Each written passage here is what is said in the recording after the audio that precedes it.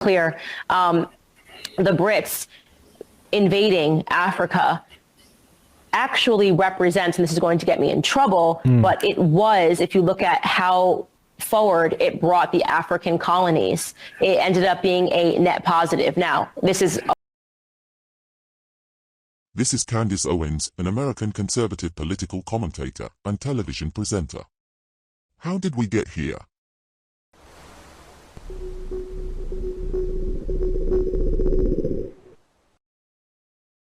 Even with this person, they have a relationship of some sort. How did he say it? And here's the other thing too. If they was having a fight, I just think personally, if you having a fight with somebody, you should be able to say whatever you think is gonna hurt this person the most. Well, I gotta be politically correct and mad at the same time. Like if I'm driving and somebody crashes into me and they got one leg, I'm gonna talk about the leg.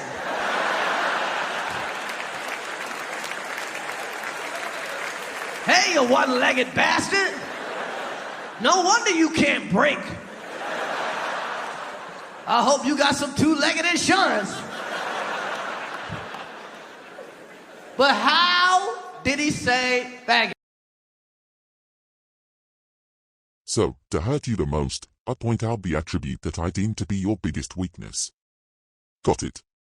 Really starts with like high school, I guess. Like you know how things can happen to you in life and they don't make sense when they happen. You're like, why God me? And then like you get a little older and you're like, this makes perfect sense. Right. So I was the quote unquote victim of a hate crime when I was in high school. When you say quote unquote victim, you I don't hate think the word you're a victim. victim? No, I hate the word victim. And I'm like, and again, early, I can see why early on I've sort of developed this mentality that like there's no value in being a victim, and people rush to call people a victim. They rush to call somebody the aggressor. So how do you describe it? That you experienced a hate I crime? experienced something that was labeled a hate crime. I wouldn't even call it hate crime. I think we live in a label-obsessed culture, and before we seek to understand what happened, we seek to like put it in a box. Yeah. Like, so what happened? Someone has to be a demon and someone has to be an angel. Right.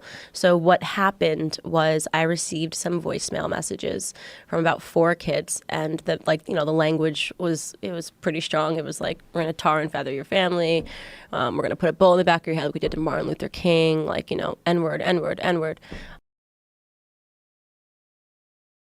A short story. he heals her, and that you understand that Jesus was a healer, and I would love for you to be healed in your assessments of what it means. Jesus is compassionate with all. He heals every type of illness and infirmity.